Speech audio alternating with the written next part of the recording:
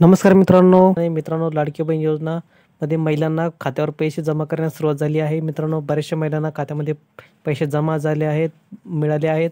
तर मित्रांनो, महाराष्ट्रामध्ये अशा पण बहिणी आहेत ज्यांना अजूनही पैसे मिळाले नाहीत। तर अशा बहिणींसाठी महत्त्वपूर्ण व्हिडिओ आहे मित्रांनो। ज्या महिलांना अजूनही पैसे मिळाले नाहीत, तुमचा फॉर्म सबमिट झाला आहे, ॲप्रूव्ड झाला आहे, मात्र पैसे तुम्हाला अजूनही खात्यावर आले नाहीत, तर अशांसाठी हा व्हिडिओ महत्त्वपूर्ण आहे। संपूर्ण व्हिडिओ पहा मित्रांनो। जर तुमच्या बँक खात्याला आधार सीडिंग केलं नसेल तर मित्रांनो, घरबसल्या आधार सीडिंग करता येणार आहे। ह्या व्हिडिओमध्ये संपूर्ण माहिती त्याबाबत दिली आहे। मित्रांनो, घरबसल्या आपल्या बँक खात्याला आधार सीडिंग कसं करायचं याविषयी सविस्तर माहिती पाहूया। त्यापूर्वी चॅनलवर नवीन असेल तर प्लीज चॅनलला सबस्क्राईब करा, लाईक करा, शेअर करा। तर पाहूया मित्रांनो माहिती।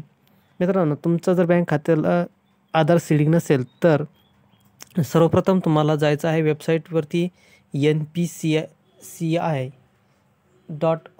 npci.org.in या वेबसाईटवर जायचं आहे।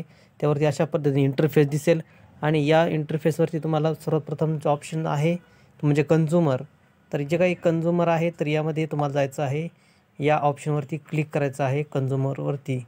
यावरती क्लिक केल्यानंतर आपल्याला अशा पद्धतीने इंटरफेस दिसतो। त्यामध्ये जे काही भारत आधार सीडिंग एनेबल बेस या लास्ट ऑप्शनला आपल्याला क्लिक करायचं आहे।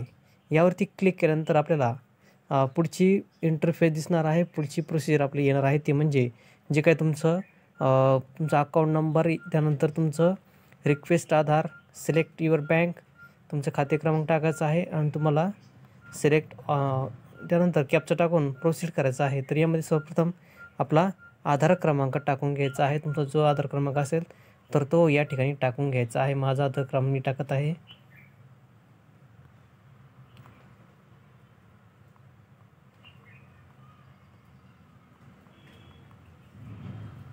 तर अशा पद्धतीने आधार कार्ड आपला आधार नंबर टाकल्यानंतर खाली आपल्याला तुमचं जर पूर्वी लिंक केलं नसेल तर जे काही सीडिंग ऑप्शन आहे तर यावरती आधार सीडिंगवर तुम्हाला ओके करायचं आहे। त्यानंतर आपली बँक निवडायची आहे। जी बँक असेल तर ती बँक या ठिकाणी आपल्याला निवडायची आहे। यामध्ये fresh seeding, moment with in the same bank, with another account, तुमचं जर फ्रेश असेल तर फ्रेश करायचं आहे। तुमचं जर एका खात्यावरून दुसऱ्या खात्यात मूवमेंट म्हणजे पाठवायचं असेल तर दुसरं ऑप्शन दाबायचं आहे। आणि तुमचं जर एका बँकेमध्ये 2 खाते असतील तर एका खात्यातून दुसऱ्या खात्यात ट्रान्सफर, आणि जर पहिल्या बँकेतून दुसऱ्या बँकेत ट्रान्सफर करायचं असेल तर तिसरं option movement from the one bank to another. आता याप्रथम तुम्हाला बँक अकाउंट नंबर टाकून घ्यायचा आहे। तुमचा जो बँक अकाउंट असेल तर तो या ठिकाणी टाकून घ्यायचा आहे।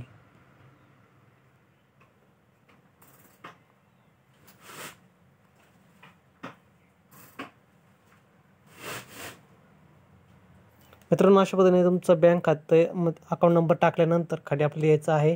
त्यानंतर खाली by submitting my Aadhaar number, bank account number and other details information on this platform I voluntary and यावरती जी काही माहिती दिली आहे तर यावरती आय ॲग्रीचं ऑप्शन आहे, यावरती आपल्याला क्लिक करायचं आहे।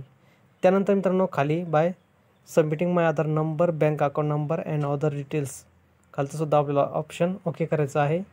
त्यानंतर खाली आपल्याला कॅप्चा टाकून घ्यायचा आहे। कॅप्चा टाकल्यानंतर आपल्याला